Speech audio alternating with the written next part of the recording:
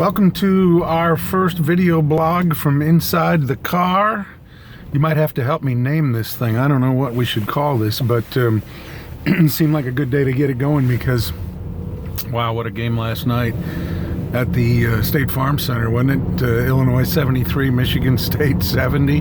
That is the way that building should feel all the time. And that is, part of this ongoing referendum about Illinois basketball, because I think fans want that. I think fans deserve that. I think that's the kind of excitement we should have. We all want meaningful basketball games late in the season, and that game last night felt like there was a lot at stake, and there was a lot at stake. This team is scrambling. This is not the same team that we saw earlier in the season. There's been a transformation.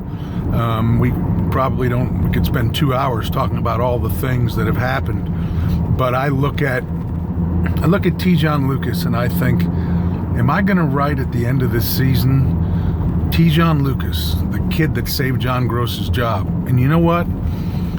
It's more complicated than that. I understand there's more factors in the dynamic there, but tell me that the transformation of this basketball team would have happened without inserting him into the lineup as the starting point guard. I do not believe it would have happened. And you know what? That kid is, first of all, he's not a finished product, so I think he's going to get better as we move along through his career. But, wow, what a tough kid that guy is for a freshman, who's come back from that broken ankle. And, John Gross would say that their ability to trust him defensively is what got him into the lineup, and I think a lot of people would say, well, I wish you'd have recognized that trust earlier, because that could have maybe resulted in another victory or two, and you wouldn't be right on the edge, the way they are right now. But needless to say, the thing that impresses me about that kid is he is tough, man. That is a tough young guy, and the play that really stood out, and I didn't even realize it last night, and I didn't realize it until this morning when I looked at a tape of the game, is that play where Miles Bridges is driving the ball in near the end of the game there, driving the ball to the Illinois basket and loses control of the ball, and then ends up taking a wild shot that Kipper Nichols rebounded, and then he got fouled. But I asked at the press conference, there was Malcolm Hill, Tracy Abrams, and Maverick Morgan. I asked them, did somebody deflect that ball?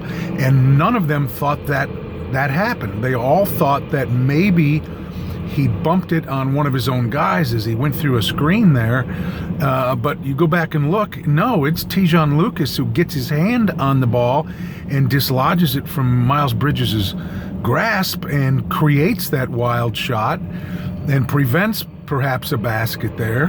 And, it's just one of those plays that kid made that was really a cool play and an important play at the end of the game. It was an emotional night. No one more emotional than Malcolm Hill, who broke down and was practically sobbing in his post-game interview with John Crispin on the Big Ten Network. That was a pretty moving moment where a lot of emotion just spilled out for Malcolm, and the realization that it's probably his final home game, certainly his final regular season home game, that his family was there, that and how much they mean to him. He knows his coach's job is on the line. It was just a really neat thing for him, and a neat thing for that team, and a neat thing for those fans that were there last night, because they were really into it and on their feet. And as I said, that's the way that arena should feel. And now we just got to get it that way all the time, or at least for these games late in February and early in March. It'd be fun to be there in that same circumstance one of these upcoming years, when you're not playing for solidifying your spot on the NCAA tournament bubble, and instead you're playing for a Big Ten championship or something like that. That's the goal. That's what you want. So they've still got a little work to do. They got to win Saturday at Rutgers, and they should. And then I think they've got a little work to do in the Big Ten tournament out in Washington, D.C., and it's a little too early to be certain of matchups, but, they may need one there, they may need two there. I don't know, just keep going. And if they win two, if they beat Rutgers and win two, they'll have won 7 in a row. And that's the thing I said was impossible, because no Illinois basketball team has beat 7 straight Big Ten opponents.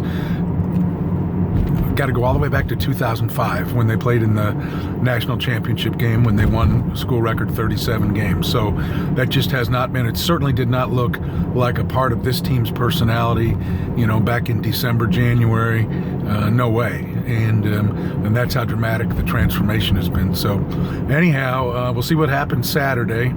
And thanks for listening. We'll try to post these, maybe after every game or something, and maybe prior to the Big Ten tournament. We'll do them periodically. Think of a name for it. Let me know. Thanks. Bye.